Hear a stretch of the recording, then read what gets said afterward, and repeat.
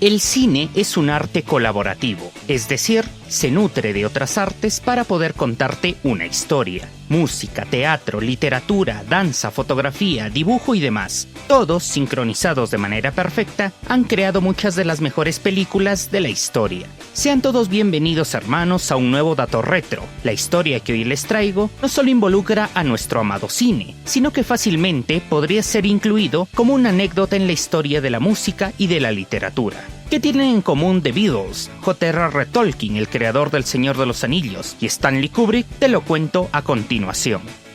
2002. En la Comic Con de San Diego, Peter Jackson, que estaba promocionando la segunda entrega de su trilogía del Señor de los Anillos, mencionó una anécdota interesante que involucraba al famoso cuarteto de Liverpool con la obra que había adaptado. Una idea loca que surgió en la década de los 60, que no germinó precisamente por eso, porque era demasiado loca.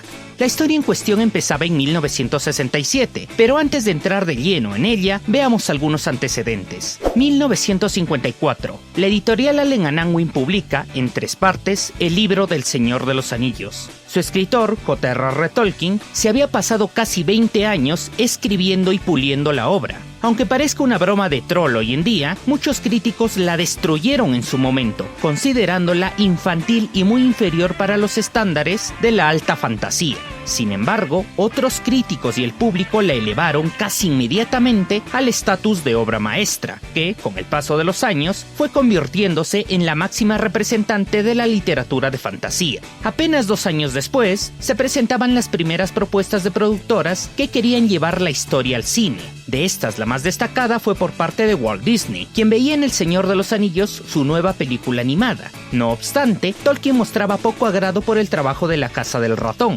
productora a quien consideraba demasiado infantil para su historia. Siempre rechazó a Disney, incluso en el momento de su muerte, en 1973, dio órdenes detalladas a su familia que ninguno de sus libros pasaría a manos de la conocida empresa. Pero no nos desviemos y continuemos con nuestra historia. 1963.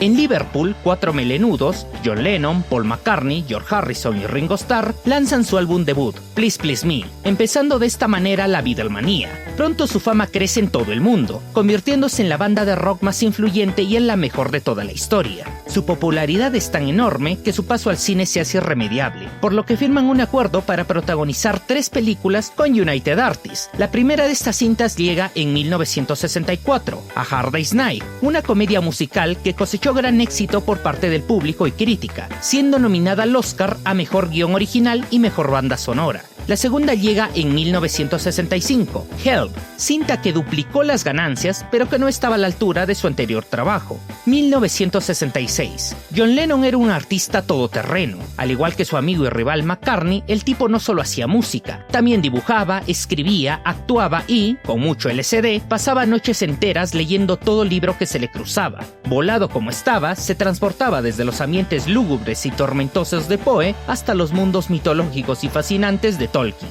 Es así como se topa con El Señor de los Anillos, libro que capta su interés e imaginación. Resulta que los demás Beatles también amaban la historia y se les ocurrió la loca idea de transformar el libro en su tercera película. Una cinta que sería un viaje desde la comarca Mordor con mucho lisérgico, psicodelia y mucho rock. Richard Lester fue el director de las 2 primeras entregas de The Beatles, y estos estaban encantados con su trabajo, pero para esta cinta querían otro cerebro, una mente más abierta, innovadora y desafiante. Aquí es donde aparece en esta historia Stanley Kubrick. 1967. Stanley Kubrick ya era un director respetado en la industria del cine. Aún no llegaba al estatus de leyenda, pero le faltaba un año para ello. Una de sus obras maestras, 2001, Una Odisea del Espacio, se encontraba en postproducción, por lo que su mente estaba abierta para cualquier nuevo libro que pueda adaptar a la gran pantalla. Vivía en su mansión de Inglaterra, país al que optó para alejarse del bullicio y las luces de Hollywood. Es en su mansión que es visitado por el archifamoso músico y líder de los Beatles, quien le propone la lisérgica idea de llevar al cine El Señor de los Anillos con The Beatles como protagonistas. Aunque solo parecía un capricho de unas estrellas de rock, la verdad es que Kubrick se tomaba en serio y analizaba a fondo cualquier idea, como casi todo lo que hacía, de manera que empezó a trabajar en la idea con Lennon. Con el paso de los días, empieza a darse cuenta que el libro es demasiado complejo, imposible de adaptarlo en una sola película. Además nota que el ego y carácter del líder melenudo es enorme. Tiene ideas demasiado experimentales para la cinta, muy lejos de las ideas analíticas y centradas que plantea él como cineasta. Pero lo que pone fin a su interés es cuando se le muestra el posible cast de la cinta, cast que la misma banda había planteado. McCartney como Frodo Bolsón, Starr como Sam Gamgee, Harrison como Gandalf y, agárrense bien, Lennon como Gollum. Al final Kubrick rechaza el proyecto y, tal como diría más adelante, El Señor de los Anillos es inadaptable para el cine. A pesar de ya no contar con su primera opción, los escarabajos no se desanimaron y buscaron otro posible director. Su segunda opción fue David Lean, director quien para ese entonces ya tenía 2 Oscar en su cosecha y era reconocido como uno de los mejores del mundo. Pero este ni siquiera analizó la idea, sencillamente la rechazó tajantemente. Lennon finalmente acude al propio Tolkien en busca de ayuda, pero es el escritor quien termina de sepultar los sueños psicodélicos de la agrupación, cuando se niega rotundamente a ceder los derechos de su obra. Según se cuenta, Tolkien mostraba cierta antipatía por el grupo y en general por todo lo que se llame rock. John, Paul, Ringo y Harrison, con sus sueños de viajar por la comarca perdidos, se centraron en el guión de otro proyecto, Magical Mystery Tour, película que, fuera de la música, resultó ser una garcha. Cuando ves esta película notarás que en ese momento los 4 de Liverpool estaban voladísimos. 1969. Curiosamente, Tolkien decidió vender los derechos de su obra a United Artists, la productora que anteriormente había trabajado con el grupo. Pero para ese entonces, The Beatles, con los egos por las nubes, ya empezaban sus luchas internas, que desembocaron con su triste separación un año después. Fue recién en 1978 cuando se pudo ver una adaptación cinematográfica del libro de Tolkien,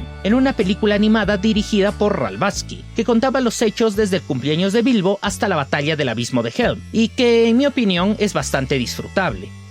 Tanto Tolkien, The Beatles y Kubrick fueron verdaderos colosos en sus respectivas áreas, pero lamentablemente, o quizás en esta ocasión por suerte, no sincronizaron con esta loca idea. Lo único triste, como dijo Peter Jackson en una reunión con Paul McCartney, fue que el mundo se perdió de canciones maravillosas que hubiesen salido de este filme. Aunque sé que esta idea salió en el momento en que los 4 de Liverpool estaban absortos en su irrealidad, me hubiese encantado ver una película de mi libro de fantasía favorito, protagonizada por mi banda de rock favorita y dirigida por mi director favorito. Kubrick consideró inadaptable El Señor de los Anillos. Tolkien consideraba que el cine no podía llegar a mostrar toda su visión, y Lennon la visionó a su manera. Lamentablemente, ninguno pudo ver la maravillosa trilogía que nos ofreció Peter Jackson a inicios del milenio. Trilogía que encantó a los Beatles sobrevivientes y de la que algún día contaremos la historia de su creación. Si te gustó el video ya sabes lo que tienes que hacer. Dale like, comenta y suscríbete para no perderte ningún video de este proyecto. Mi nombre es José Ábalos y esto fue El Dato Retro. ¡Nos vemos!